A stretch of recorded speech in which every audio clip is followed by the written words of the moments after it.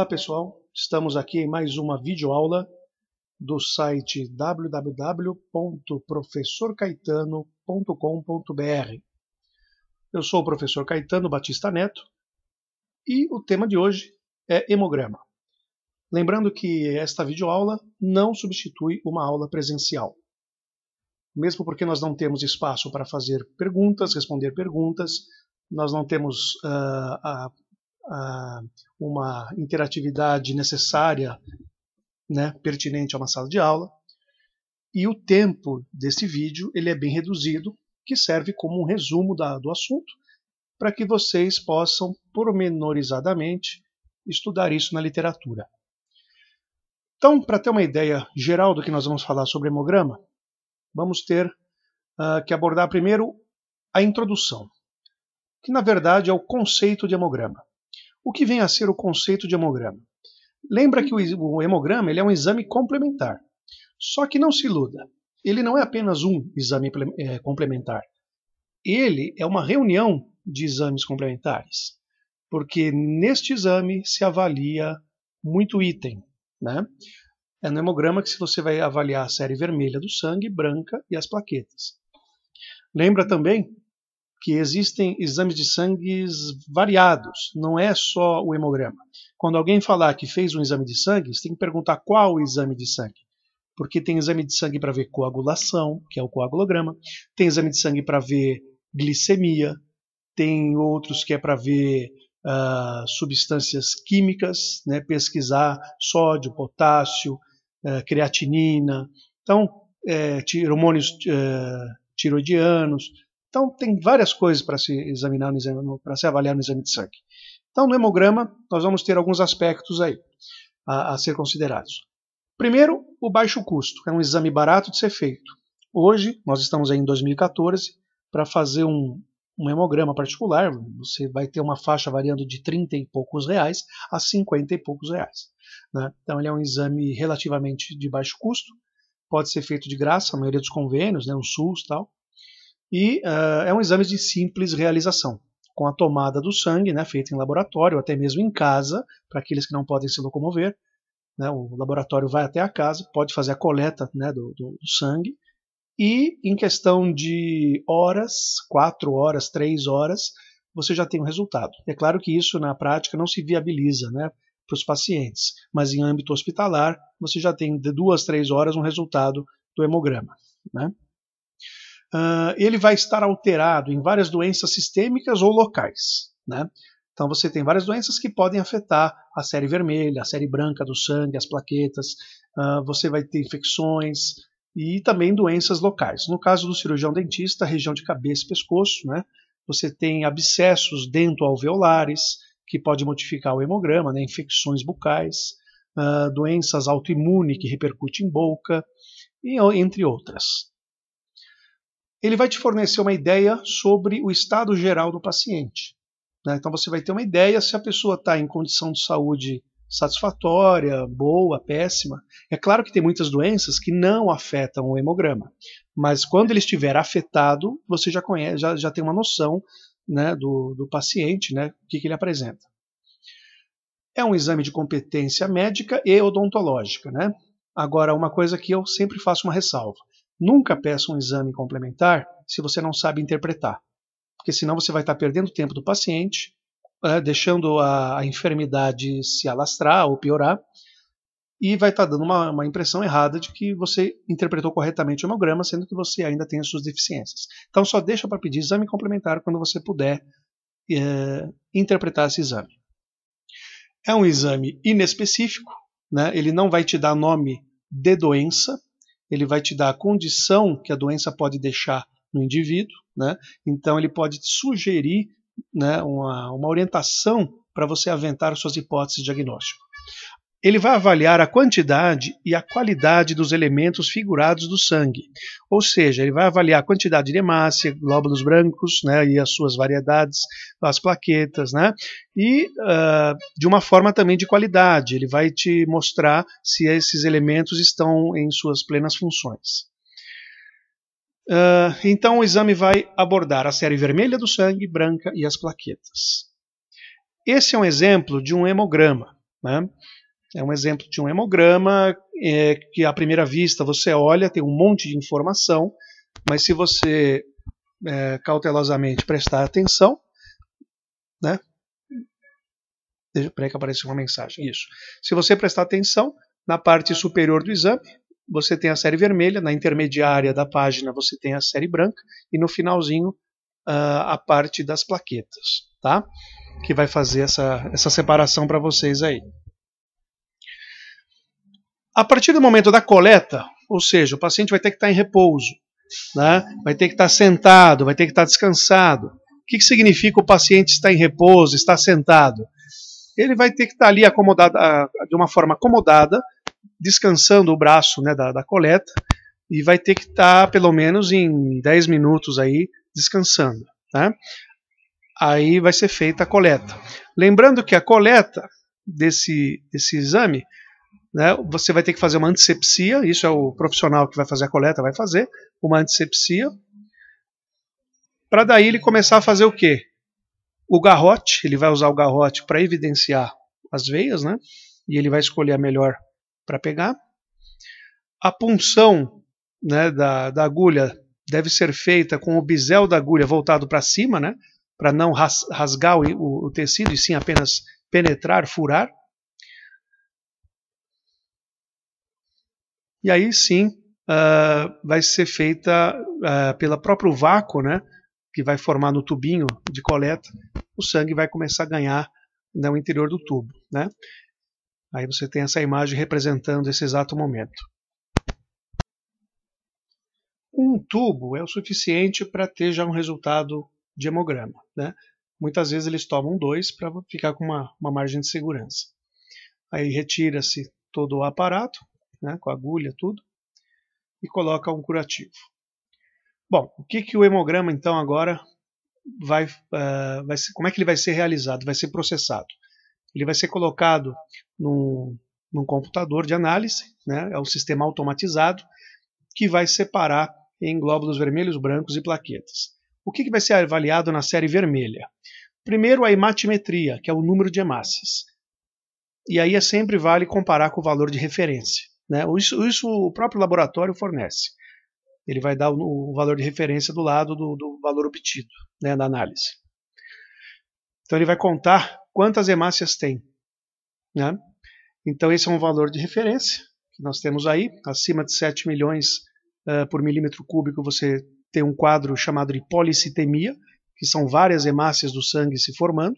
Isso não é uma condição normal, pode ser uma condição até de adaptação ou de doença. Isso vai ter que ser melhor interpretado mais para frente. E se o valor estiver abaixo do valor mínimo para mulheres ou para homem, você tem a oligocitemia, que é pouca célula do sangue, né? Você também tem esses termos chamando de eritrocitose, quando tem um aumento, né? Eritrocitose, o OSE é aumento, então você tem eritrocitose, que é aumento nos glóbulos vermelhos, ou hemácias. E você tem a eritropenia, que é a redução da quantidade de hemácias, né? Então aqui é um exemplo, a gente vai dar um zoom aqui, para vocês verem aqui a quantidade aqui da hemácia no quadro do lado esquerdo está normal, do quadro do lado direito está muito congestionado. Então no quadro do lado direito você tem aí o caso de uma policitemia ou eritrocitose, ó, comparando os dois aí. Então está se comparando a quantidade de hemácia por milímetro cúbico, né? A hemoglobina, também cuja sigla é HB, vai avaliar a quantidade da proteína média no plasma, encontrada no plasma, né? A gente sabe que a hemoglobina é responsável pelo transporte de oxigênio, né? E essa proteína fica na hemácia e ela que carrega, né, faz o transporte gasoso do sangue.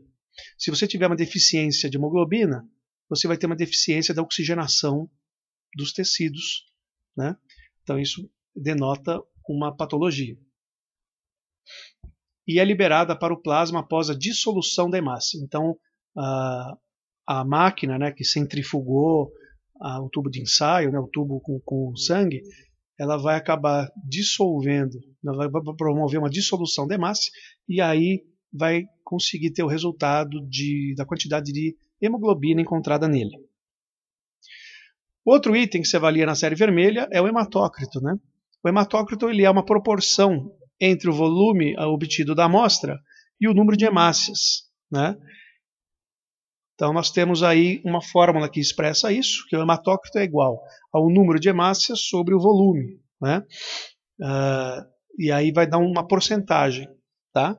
E essa porcentagem a gente vai comparar com o valor de referência. Então aqui nós temos o tubo de ensaio, né? Após ter sido centrifugado, você tem a parte superior, que é o plasma, a parte inferior, que são os glóbulos vermelhos, e a parte intermediária, né, que é a parte de plaquetas. E essa proporção, quanto de hemácia tem em relação ao total da amostra, que é o hematócrito, né?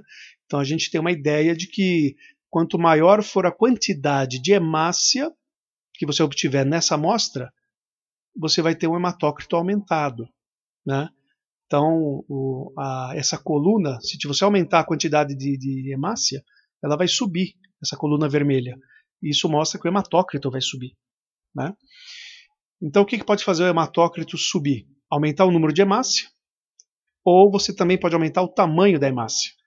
Se você aumentar o volume dessa hemácia, você também tem hematócrito elevado. E o contrário também é verdadeiro. Se você diminuir a quantidade de hemácia, você diminui o hematócrito, e se você diminui também o volume da hemácia, você ainda tem uma redução também do hematócrito, né? E ainda pode acontecer as duas situações. Você tem um aumento do volume quanto um aumento da hemácia, ou uma diminuição do número de hemácia e também do volume da hemácia. Então você pode ter essas variantes aí, né?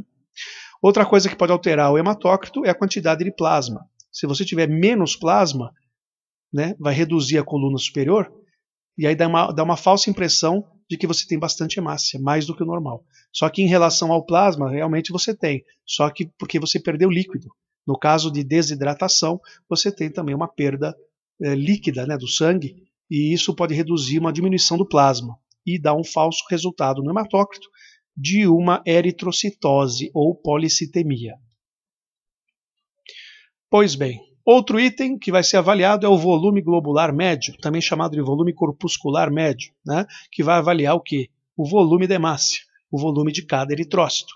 Quando ele está normal comparado com o valor de referência, diz-se o termo normocítico. Quando o volume está menor do que o normal, microcítico, e quando ele está maior que o normal, macrocítico. Daí você consegue dar nome a algumas anemias. O que é uma anemia macrocítica? É uma anemia cuja hemácia apresenta um volume aumentado. E uma anemia microcítica é quando tem o volume alterado para menos, né? Um volume menor do que o normal da hemácia. Então aqui você tem alguns exemplos, né, de umas hemácias do lado esquerdo diferente da do lado direito, né? Então é só você observar que a relação do tamanho da hemácia no lado esquerdo, né, você encontra algumas hemácias maiores do que do lado direito, né? E aí nós temos outro item que é a hemoglobina globular média, ou também chamada de hemoglobina corpuscular média. Também vai avaliar a hemoglobina, só que não agora em relação ao plasma. Vai ser a média da hemoglobina encontrada agora nas hemácias e não mais dissolvidas no plasma, né? E outro item é a concentração de hemoglobina corpuscular média. Aí sim você vai conseguir saber a quantidade por eritrócito de quanto que tem de hemoglobina. Então é a média de hemoglobina em cada hemácia agora. Então é uma ideia de um valor numérico, né, sobre cada hemácia quanto de hemoglobina está carregando. Se ela for uma quantidade normal de hemoglobina que a cada hemácia carrega, na hora de corar, para visualizar esse processo, vai ter uma coloração normal, por isso que se diz o termo normocrômico. Se a coloração for acima do normal, hipercrômico. E se for inferior ao valor normal de referência, você tem hipocromia ou hipocrômico. Por isso que existem anemias macrocíticas ou microcíticas, que é o volume da hemácia, e aí você vai falar sobre a concentração de hemoglobina em cada hemácia, dizendo se ela é normocrômica ou se ela é hipocrômica ou hipercrômica. O que significa esse termo, então? Hipercromia ou hipocromia? Significa a quantidade de hemácia que foi corada, né, pela reação química na hemoglobina. Então, quanto mais hemoglobina você tiver na hemácia, mais corada ela fica, mais hipercrômica. Quanto menos corada ela ficar, ela disse que ela fica hipocrômica, né? Pouca coloração. Então você também consegue ver isso nestas lâminas aqui, ó. A do lado esquerdo, você tem hemácias no lado esquerdo hipocrômicas, pouco coradas no seu centro, né? E as do lado direito, elas parecem até umas esferas, né? Elas estão bem coradas, hipercrômicas, né? E a velocidade de hemossedimentação nem sempre vem no exame, né? Mas é a velocidade de formação de corpo de fundo, né? De degeneração celular. Então vai avaliar a presença de imunoglobulinas, forma aqui está escrito copo, mas é corpo, forma um corpo de fundo maior na amostra. Então, o volume de hemossedimentação elevado significa que tem bastante imunoglobulinas. E isso mostra que tem certas doenças que favorecem isso, como doenças degenerativas, infecções, doenças autoimunes e doenças malignas. Então, nessas situações, você tem um VHS elevado, né? Por isso que agora nós estamos interpretando o hemograma e não apenas conferindo com valor de referência, como os pacientes fazem quando abrem os exames. Então, examinando já a série vermelha, né, o patologista ainda vai fazer um estudo da lâmina, que ele acaba fazendo um esfregaço da lâmina e verificando a sua forma no microscópio, né? Então ele vai avaliar a forma e o tamanho das hemácias, propriamente dito agora, né? Não é só o computador que avisa isso, o patologista vai conseguir ver isso. O termo anisocitose ele é reservado quando você tiver uma situação de alteração no tamanho da hemácia. Anisocitose, alteração do tamanho da hemácia, pode ser para mais ou para menos. E a poiquilocitose é uma alteração na forma da hemácia, né? Aí ela vai ter formas, por exemplo, de foice, que é a da anemia falciforme, esfera, vai ter em forma de raquete e assim vai. Quando você tem uma alteração do tamanho, uma anisocitose de volume aumentado, você diz que a anisocitose ela é do tipo macrocítica. Se a anisocitose, né, for de tamanho reduzido do volume da hemácia, você diz o termo microcítica. É o que nós vimos isso sobre o volume corpuscular da hemácia, né? E aí são as formas que ela pode adquirir, as alterações, né? Foice em forma de raquete, em forma de esfera, em forma de alvo, canoa, oval e assim por diante. Lembrando que a hemácia ela é bicôncava, né? Se você alterar a forma da hemácia, você vai ter um prejuízo na função, que é transportar o oxigênio. Então, qualquer dessas formas descritas aí já mostra algum problema, mostra um tipo de anemia, né?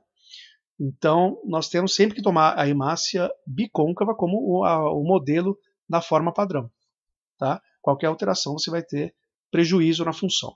Aqui você tem uma amostra de hemácias em que você tem hemácia normal e misturando com hemácias alongadas e achatadas, muitas vezes em forma de foice. Então é um exemplo de uma lâmina mostrando uma anemia falciforme. A série branca vai avaliar a quantidade de leucócitos que existe no sangue. Então ela vai fazer também uma contagem diferencial. O que é contagem diferencial? Ela vai diferenciar os tipos de glóbulos brancos que existem na amostra. Então, ela vai fazer uma leucometria, que é avaliar a quantidade total de glóbulos brancos, né, de leucócitos, e depois ela vai te informar quanto desses glóbulos brancos foram encontrados.